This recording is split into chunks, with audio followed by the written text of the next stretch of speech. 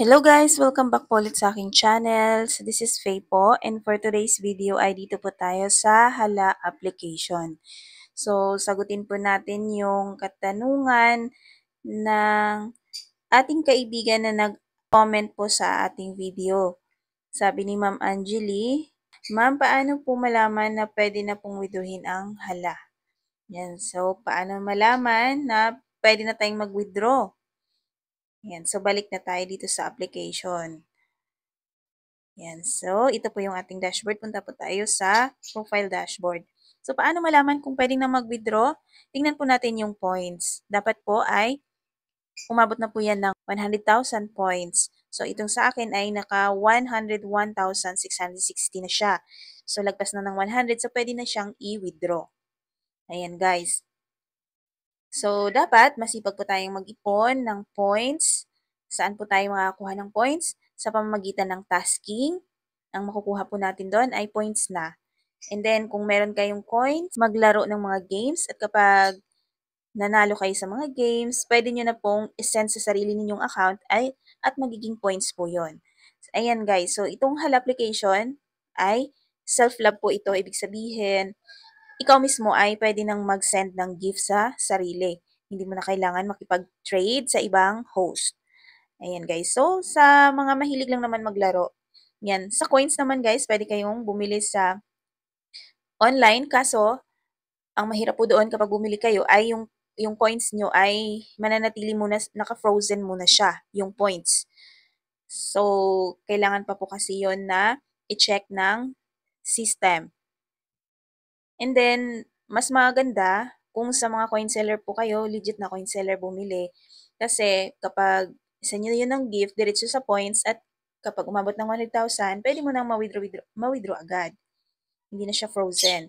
Pero yung mga frozen na points guys ay mapupunta naman yun sa points after 3 days. 3 days or 1 week. Ayan guys. So sa points, sa tasking, ito po yung ating mga task. Ayan guys, ito yung tasking ko, hindi na siya newbie.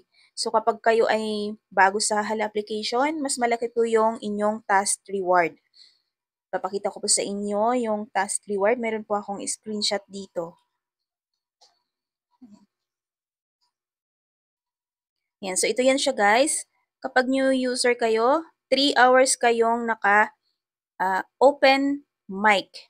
So dito guys, mic lang po siya, na audio live lang po siya. Hindi kailangan mag-face live.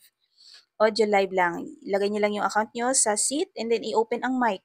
Okay na po yun. 3 hours. Makakuha po kayo ng 5,000 points. Plus, yung crown seat naman, ito namang crown seat, kailangan nyo po sa ibang PL. Umupo sa crown seat. And then, nakakuha kayo ng 800,000. Pero dito guys ay mayroong kondisyon. Kailangan makareceive kayo ng points. 150 points. Yan. So, dapat mahagisin nyo yung sarili nyo. Pwedeng kayo ang maghagis kung meron po kayong coins. Or, kung yung iba mag-gift sa inyo, ayan, makuha nyo po yung 800. Kami pong tasking dito pa-point si Hala application. Ayan, ayan. Pag yan na gawa po ninyo ay points din po ang makukuha ninyo. Ayan guys. Receive a heart gift. Ayan, maka-receive ka ng ganito, heart. May additional 5 points ka. Ayan. So, tingnan nyo po guys kapag nag-send kayo ng gift, ayan, may mga equivalent po ito na coins. Ayan. So, kung mag-send naman kayo ng gift, piliin nyo na yung ganito para merong additional na points. So, ngayon guys, kapag lagpas na kayo ng 1 week, so regular host na po kayo. Ay, meron na siyang quota. Magpapakota ka na yan. 24,000 points yung sa akin. Yung na kailangan kong buuin na points. Ayan, para makuha ko yung target na reward. So, ganun din guys, pag sa ibang earning app, kapag nag-trade ka or nag-send ng gift or yung account mo ay nabagsakan, tataas po yung earnings mo. Ito po yung earnings natin. At tataas din po yung task reward. Ayan guys. So, yan yung mga paraan para makaipon tayo ng points. At isa pa po, mag-invite po tayo. Ayan, may mga points din po tayong makukuha dyan. Points, so withdrawin po natin ito. Papakita ko po sa inyo kung paano mag-withdraw. So, i-click lang natin yan, points. Ayan. So, dito, pwede itong i-cash out, pwede nyong i-exchange, or pwede nyong i-transfer into another account. So, sa akin, i-cash out po natin yan. So, i-click yung cash out. Dito sa currency type, click mo yung arrow. Piliin mo yung Philippines. Kung taga-Philippines ka. Ayan, Philippines. Sa payment method, click po natin tong arrow. Ayan, sa payment method, meron siyang dalawang method sa akin, GCash tsaka Maya. So, ilagay natin sa GCash. Ayan, balik nga natin doon payment method kasi, ayan, meron siyang 3% fee. Dito naman sa points amount for cashing out, ilagay lang po natin yung all. Click natin yung all, ibig sabihin 100,000 po yan. So, ang matatanggap mo ay 570. Depende sa dollar kung magkano po yung palitan. Pero meron pa siyang service fee na bawas si GCash, 3%. So, hindi siya 570 po talaga ang mapapasok sa inyo. So, dito sa baba, yung account information, account, yung GCash number ninyo or Maya number ninyo, ilagay nyo dyan. Double check po kung tama. And then yung first name, yung may-ari ng GCash, account, kung saan nakapangalan yung GCash, and then yung apelyido. Pag okay na, i-click mo lang po ang withdraw. Dito guys, hingan po kayo ng payment password. Tataka kayo, bakit may ganyan? Hindi naman ako gumawa ng password pa at first time ko mag-withdraw. Bakit may ganyan na? So ngayon guys, kailangan mo munang gumawa ng password. First time yung mag-cash out. So cancel natin yan. Balik po tayo doon sa settings. Punta kayo ng settings ng inyong account. Ito po yun. Dito guys, settings. I-click nyo po yan. So yan dito, sa my account manager. I-click nyo yung arrow. Yan. So dito, security password, ito yung password used for payments and transfers. So dito guys ay mag-set po kayo ng password dyan. Ito, ilagay nyo dyan, click nyo po yan. Tapos, i-forgot password. Ayan guys. Next. Ayan. So dito, hingian po kayo ng face authentication. So dito na pa yung verification kung kayo po talaga yung may-ari ng account. Ayan. So dito guys, kapag okay niya, nasundan niyo yung step na ano na po, na verify, yan, maglagay na po kayo ng password. At tandaan niyo po yun guys. And then back po kayo. Back na. Yan, mag-cash out na po kayo ulit. Ganun lang po yun guys. So i-cash out na natin to.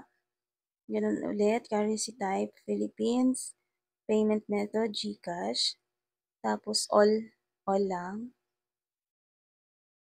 Dito, i-double check yung mga information. And then, i-click ang withdraw. Tapos dito na, ilagay nyo na yung bagong ginawa nyong password. Ayan. So, success na siya. Okay na siya. Tingnan natin yung details ng ating withdraw. Ayan, wala na yung 100,000. Naiwan yung, ayan guys, details. Ayan, ito na po yung ating kinash out. So, hintayin po natin na papasok yan sa ating GCash. Mabilis lang din po mag-cash out dito guys. So, ito yung papakita ko sa inyo kung nakailang cash out na po ako. Ayan, ito po yung aking history. Ayan guys, oh. So, legit po yan. Ayan. So, pakita ko sa inyo kung, tingnan natin maya kung darating na sa GCash natin. Ayan, hello guys. After 30 minutes po, ayan, may nag-notif na po sa atin. Your withdrawal request has been processed. Please confirm the receipt of funds promptly. So, dumating na po yan sa ating GCash. Yan, so open po natin yung ating GCash. Ayan guys. Ayan, meron ng laman yung GCash natin. Tingnan natin sa transactions. Ayan po, dumating na nga po yung ating winidraw sa Hala application. Ayan po, 552.90. So, mabilis lang siya guys dumating. Mabilis lang siya withdrawin. Yan, walang hassle po. So, ayan, punta tayo dito sa message. Ayan yung message sa atin. Ayan guys, 552.9. So, i-accept na natin yan. I-confirm na natin. Kasi na-receive naman po natin sa ating GCash. Ayan guys, yan lamang po kadali mag-withdraw po dito sa Hala application. And ganito po, kadali kung paano kumita. Basta masipag ka lang po and ayan, matyaga po sa mga application. Magkakaroon po kayo ng sideline, side income. Ayan. So, thank you for watching guys and God bless po sa ating lahat.